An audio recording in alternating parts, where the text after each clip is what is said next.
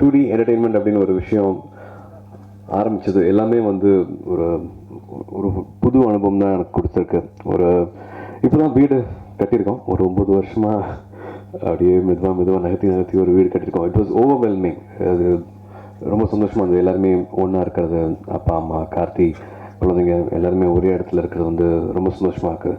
ஏன்னா வந்து இது எல்லாமே சினிமா கொடுத்தது. சினிமானால் மட்டுமே குடும்பத்தில் இருக்கிற அத்தனை பேருக்கும் குழந்தைங்க வரைக்கும் எல்லாருக்குமே இந்த சந்தோஷம் கிடைக்குதுன்னா வந்து அது இந்த சினிமா கொடுத்தது, சினிமா துறை கொடுத்தது. இங்கே இருக்கிற அத்தனை இயக்குநர்கள், ப்ரொடியூசர்ஸ், அஃப்கோர்ஸ் நல்ல சினிமா வரவேற்று எங்களுக்கும் ஒரு அடையாளம் கொடுத்துருக்கிற அத்தனை தமிழ் சினிமா ரசிகர்களால் வந்து எங்களுக்கு இந்த இடமும் இந்த மாதிரி ஒரு வாழ்க்கையும் கிடச்சிருக்கு. அப்படி இருக்கும்போது ஒரு வாட்டியும் ஒரு புது அனுபவம் இருக்கணும். சினிமாவுக்கு நாங்கள் திரும்பி என்ன பண்ணுறோம் அப்படின்னு கேட்கும்போது அதுக்கான கேள்விக்கு வந்து பதில் சொல்கிற மாதிரி தான் வந்து ஐ திங்க் 2D என்டர்டெயின்மெண்ட்டை நான் பார்க்குறேன். நான் அல்லாத படங்களும் வந்து என்னால் வெளியில் கொண்டு வரக்கு என்னால் முடியணும். நல்ல ஃபிலிம்ஸ் வந்து ஆடியன்ஸ்க்கு ரீச் பண்ணணும் அப்படிங்கிற ஒரு நோக்கம். எல்லாருக்குமே ஒவ்வொரு ஒப்பீனியன் இருக்கும். So of course we had Studio Green, home banner மாதிரி தான் பொட்டென்ஷியல் இப்போ இருக்குது, ட்ரீம் வாரியர்ஸ் இருக்குது. இருந்தாலும் நம்மளுக்கு பிடிக்கிற விஷயங்கள் நம்ம நேராக பண்ணணும் அப்படிங்கிற ஒரு ஆர்வம் இருந்துச்சு, ஒரு எண்ணம் இருந்துச்சு. அப்படி ஆரம்பித்தது தான் வந்து 2D என்டர்டெயின்மெண்ட். இது வரைக்கும் வந்து ப்ரொடியூஸ் மட்டும் பண்ணுறதுக்கான தைரியம் இருந்துச்சு. ஓகே, ஒரு பசங்க 2 பண்ணலாம், 36 வயதில் பண்ணலாம், மகளிர் மட்டும் பண்ணலாம், 24 ஒரு படம் எடுத்து பார்க்கலாம் அப்படின்ட்டு அந்த தைரியம் வந்துருந்தது. பட் எப்போவுமே ஒரு சின்ன பட்ஜெட் ஃபிலிமில் ஒரு சோல்ஃபுல்லான ஒரு விஷயம் நடக்கும். ரொம்ப ரொம்ப ஒரு மனசார ஒரு விஷயம் நடக்கும். இது என்ன தடங்கள் வந்தாலும், எது நடுவில் வந்தாலும், எது எதிர்த்து வந்தாலும் இந்த படத்தை நம்ம பண்ணியே ஆகிறோம் அப்படிங்கிற மாதிரியான ஒரு வைராக்கியம் வந்து அந்த ஸ்மால் பட்ஜெட் ஃபிலிம்ஸ்குள்ளே தான் வந்து அது அடிக்கடி நடக்கிறத நான் பார்த்துருக்கேன். எனக்கும் அந்த அனுபவம் இருக்குது. இப்போ மறுபடியும் ஒரு கருவிலேருந்து வெளியில் வந்ததுக்கப்புறமா அந்த கருக்குள்ளேயே போக முடியாதுன்னு சொல்லுவாங்க இல்லையா, அந்த மாதிரி ஒரு ஆசை இருக்குது. அது மாதிரி அதுக்குள்ளேயே போகணும், மறுபடியும் அந்த மாதிரி விஷயங்கள் பண்ணணுன்ட்டு. அதுக்கான சூழல் என்னால் அமைச்சிக்க முடியல. அப்படிங்கிறதுனால அந்த அடையாளத்தோட, அந்த எண்ணத்தோட, அந்த வெறியோடு இருக்கிறவங்க கூட நானும் இணைஞ்சிக்கணும் அப்படிங்கிற ஒரு ஆசை தான்.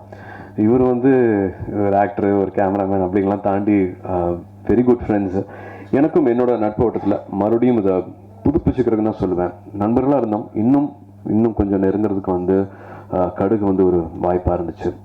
படம் பார்த்துட்டு இது ஒரு புது முயற்சி, ரிலீஸ் பண்ணுறதுக்கும் நம்ம போகலாம் அப்படின்னு ஒரு பாலமாக மட்டும்தான் இருக்கேன். இது வந்து ஒரு அழகான கெமிஸ்ட்ரி நடந்திருக்கு. ஒரு டைரக்டர், ஒரு ப்ரொடியூசருக்கும் இங்கே வீட்டிருக்கிற அத்தனை நடிகர்களும் வந்து வேறு மாதிரியான ஒரு பரிமாணத்தில் தான் படத்தில் தெரிவாங்க. I always like character driven stories. எல்லா படங்களுமே வந்து ஒரு நரேட்டிவும் வந்து இன்ட்ரெஸ்டிங்காக நடந்துட்டு போகும். எனக்கு என்னமோ தெரில, பர்சனலாக வந்து கேரக்டர் ட்ரிவன் ஸ்டோரிஸ் வந்து எனக்கு உடனே வந்து ஒரு ஈர்ப்பு வரும். அது நந்தான்னு சொல்லலாம், நிறைய படங்கள் சொல்லலாம். சில படங்கள் வந்து பண்ணியே ஆகணும், என்னன்னு அடுத்து கால்குலேஷனாக போட மாட்டோம். என்ன அந்த படம் எப்படி ரிலீஸ் ஆக போகுது, யார் பார்ப்பாங்க, யாருக்கு பிடிக்கும் அப்படின்னு கால்குலேஷனாக இருக்காது. பட் மனசார இந்த படம் பண்ணணும் அப்படிங்கிற மாதிரி ஒன்று தோணும். வாரணமாயிரம்னு அந்த மாதிரி படங்கள் சொல்லலாம். ஸோ அந்த வரிசையில் பார்க்கும்போது வந்து எனக்கு கடுகு அந்த மாதிரியான ஒரு படமாக தெரிஞ்சு, எதையுமே எதிர்பார்க்காம அடுத்து என்ன வரப்போகுது அப்படிங்கிற பெரிய பிளானிங்கெல்லாம் இல்லாமல் கடுகுங்கிற ஒரு டீம் வந்து ரொம்ப அழகாக இந்த படத்தை வந்து செஞ்சுருக்காங்க. யாருமே நான் வந்து அந்த ஆக்டர்ஸாக வந்து படத்தில் பார்க்கல, அந்த கேரக்டர்ஸாக பார்த்தேன். அதுவும் படம் ஆரம்பித்த ஒரு 2 monthsலேயே வந்து அந்த கேரக்டர்ஸ் பிடிக்க ஆரம்பிக்குதுன்னா வந்து அவ்வளோ ஒர்க் போயிருக்கு, அவ்வளோ ஸ்கிரிப்டிங் இருக்குது, அவ்வளோ அழகாக எழுதியிருக்காங்க, அதுக்குள்ளேயே இருந்திருக்காங்க. ஸோ கடுகு ஒரு அழகான டீம், ரொம்ப நம்பி ரொம்ப உண்மையாக ஒரு படத்தை எடுத்திருக்காங்க. யூனிக் ஃபிலிம்ஸை எப்பவுமே வந்து ஆடியன்ஸ் சப்போர்ட் பண்ணிகிட்டே இருக்காங்க. எந்த படம் எந்த மொழியில் யார் எடுத்தாலும், அது சின்னது பெருசு, யார் எடுக்கிறாங்க, இதுக்கு முன்னாடி என்ன பண்ணியிருக்காங்க அப்படிங்கிறதெல்லாம் பார்க்காம ஒரு சின்ன ட்ரெய்லராக இருக்கட்டும், இல்லாட்டி ஒரு வேர்ட் ஆஃப் மவுத்தாக இருக்கலாம், அதை நம்பி இப்போ வரிசையாக பல படங்கள் சொல்லலாம். எல்லா படத்தையும் வந்து தேட்டரில் வச்சு வரவேற்று எழுந்து சின்ன கைத்தட்டி அந்த படங்களெல்லாம் வரவேற்றிருக்காங்க. அஃப்கோர்ஸ் மீடியாவில் இருக்கிற நீங்கள் சொல்கிற ஒரு வார்த்தையும் நம்பி, நாங்கள் சொல்கிறதெல்லாம் இல்லாமல் நீங்கள் சொல்கிறத மட்டுமே நம்பி தேட்டரில் வந்து அவங்க பார்க்குறாங்க. அந்த வரிசையில் கடுகும் சேரும் அப்படிங்கிற முழு நம்பிக்கை இருக்குது. ஸோ மில்டனுக்கு, இங்கே இருக்கிற ராஜ்குமார் சாருக்கு, பரத்துக்கு, இங்கே இருக்கிற பரத்துக்கு, and of course music directors Arunagiri and Anup, இது உங்கள் நாள், அவங்களோட நாள். இது லவ் த சாங், சைஸில் பானம் பெருசுங்கிறது song, and of course other song also, நிலவு சாங். சரி, ரெண்டுமே ஒரு ஹாண்டிங் சாங், ரொம்ப பிடிச்ச சாங். ஸோ இந்த படத்தில் எந்த குறையும் இல்லாமல் எல்லா ஆஸ்பெக்ட்ஸும் இருக்கும். ஒரு ஃபைட் கேட்டிங்கன்னா ஃபைட்டோ, சாங்கோ, ஹியூமரோ எல்லாமே இருக்கும். பாரத் வந்து எனக்கு சர்ப்ரைஸாக இருந்துச்சு. எனக்கு இந்த படத்தை எப்படி ஒத்துக்கிட்டாரு, எப்படி பண்ணுறாரு அப்படிங்கிற மாதிரி. ஸோ எல்லாருமே ரெகுலரான ஒரு ஃபில்மாவோ, ரெகுலரான ஒரு மூவி எக்ஸ்பீரியன்ஸாகவும் வந்து இதை பார்க்கவே இல்லை. டெஃபினெட்லி இந்த ஃபில்மில் பார்ட்டிசிபேட் பண்ண அத்தனை பேருக்குமே இது அவங்களோட கெரியரில் ஒரு லேண்ட்மார்க் ஃபில்மாக நிச்சயமாக இருக்கும். சொல்லி காமிக்கிற மாதிரி, ஞாபகப்படுத்துகிற மாதிரியான ஒரு படமாக இருக்கும். அதில் நாங்கள் வெறும் பாலம் மட்டுமே, படம் எடுத்தவங்களுக்கும் படம் பார்க்க போகிறவங்களுக்கும் ஒரு பிரிட்ஜாக மட்டும்தான் இருக்கும். ஸோ எல்லா கிரெடிட்டும் அவங்களுக்கு தான் போய் சேரும். இன்றைக்கி மேடைய கலகலப்பாக்கின அந்த 4 பேருக்கு தான் வந்து தேங்க் பண்ணுவேன். Very happy to have you all on stage today.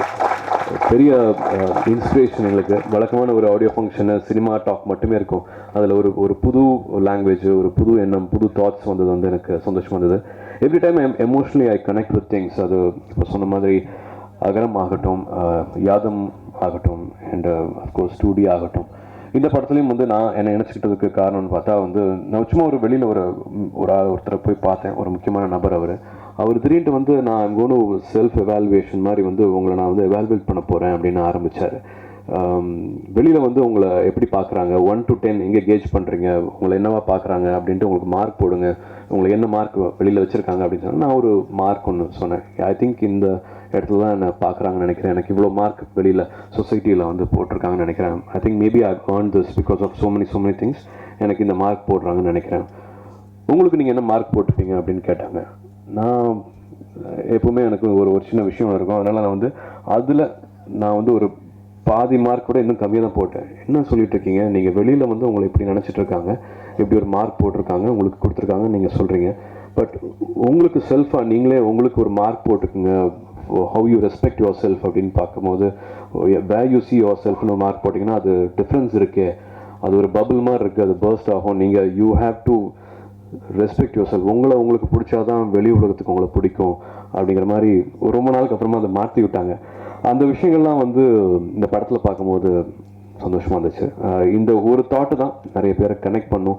இது மட்டும் அல்லாது நிறைய விஷயங்கள் இருக்குது இந்த படத்தில். ஸோ இதனாலையும் எமோஷ்னலாகவும் நான் அந்த படத்தை நான் நினச்சிக்கிட்டேன். இதுக்கு மேலே this is your film. March 24 இந்த படம் வெளியாக போகுது. பாருங்கள், பார்த்துட்டு சொல்லுங்கள்.